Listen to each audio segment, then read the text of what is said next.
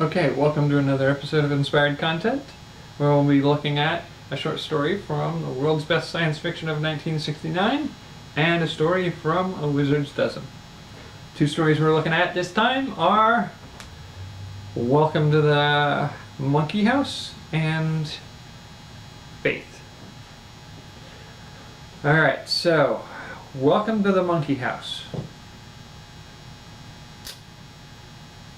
It has some interesting concepts in there, and it does play with the thoughts about sort of satire of where we're going as a future and sort of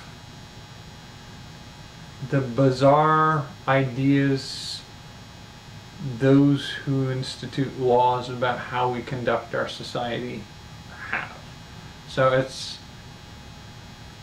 there's a part of me that wants to like this, but it's really not a likable story. It's kind of nasty.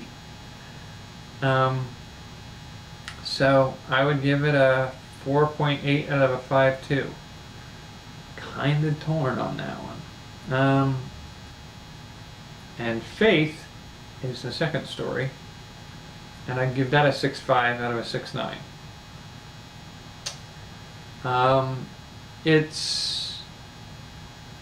It's kind of a likable story, but it's more like the opening to a likable story. It's character development leading up to sort of like that in the hero's journey. There's that crossing the threshold. Well, we kind of get the call to adventure and cross the threshold as the last sentence of the story. So it sort of feels like an incomplete story.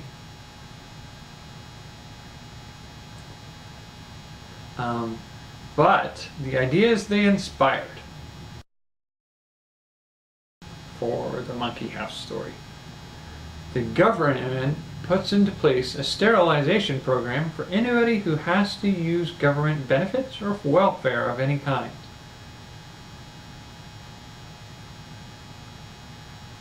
This seems like it's a reasonable thing, especially to the main character, who is one of government employees.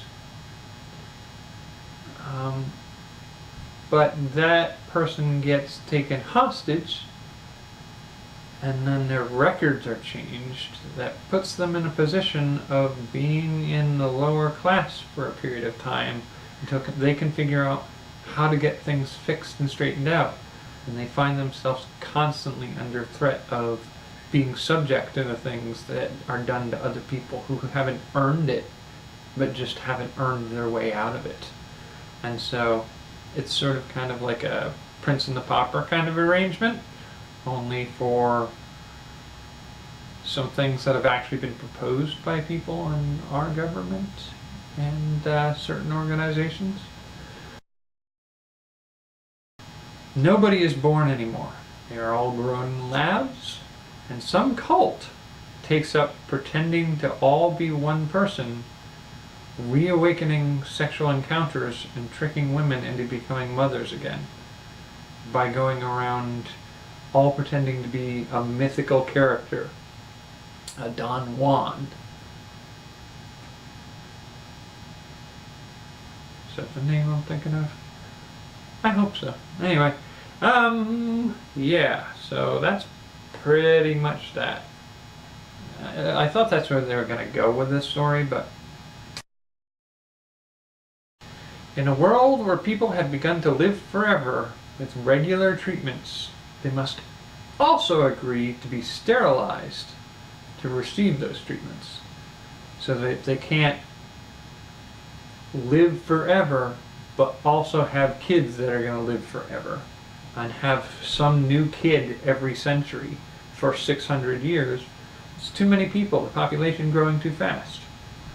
So they live in this world like this, but there's one rogue who poses as a police officer going into a rejuvenation center and telling the employees that there is some roguish character out on the loose who's seducing employees of the rejuvenation center and getting them pregnant. But the truth is, the police officer is this rogue, but he's really there to set up a sting operation to catch himself. And while everybody's paying attention to the sting operation, he snags the rejuvenation treatment that's been used as bait and immediately chases after his imaginary self to try to catch him before he gets away, taking the rejuvenation therapy with him. And so that's how he's maintaining his ability to rejuvenate without having to go through the sterilization process. Alright, so ideas for the story Faith. A child who is plagued by gremlins, and her friends are tired of hearing all her make-believe stories to make up for her excuse for being clumsy. Once the girl is expelled for a gremlin-related incident, a message is sent to her home, but it goes unanswered. So the principal sends another message through one of her friends, who's going to come back and tell him that the message was delivered. He meets with his friend there and offers his support to her, only to soon find on his way back to say that it was delivered that he now has his own gremlin following him. A kid claims to have discovered a witch's recipe book and tries making concoctions and tells her friends all about the weird results that she has experimenting on her family members. But they are tired of her stories and too old to believe in silly stories like that.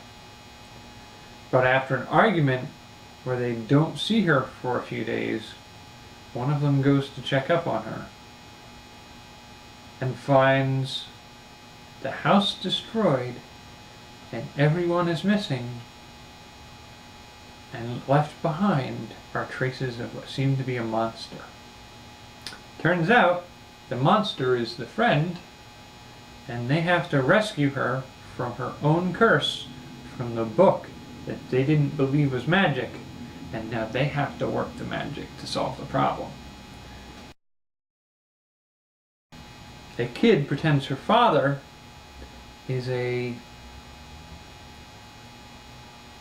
tomb reader of powerful mystical artifacts and often shows off trinkets and weird little kitschy pieces of garbage, claiming they're mystical artifacts and strange objects of great power.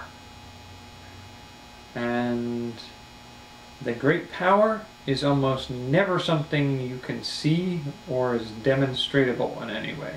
It's always going to be something like, it'll change the weather tomorrow to something better. How are you ever going to prove that that's what it did? So, after an argument between that, they call her on her stories and her absurdity, and somebody just really rips into her, and it gets ugly. She runs away, but in running away actually drops the artifact. And after everybody calms down, the friends try to bring the artifact back to her, only to get caught by the father when he answers the door and sees that they have this thing, and he thinks they're trying to take it from him. And so he tries to seize it, and in doing that, it breaks and releases a creature. And now these two friends have to use the artifacts that the father has gotten from his tomb raiding to try to stop the creature on the loose. So those are the ideas I got from this batch. And this is actually the last of the stories that'll be paired out of these two. That's the last of the Wizard's Dozen. So there are no more stories left in this one. The rest of the stories I'll be doing, the next 3 sets, will be 2 stories each from the world's best science fiction of 1969. So I will take a look at those, and I'll see you for the next episodes. Take care.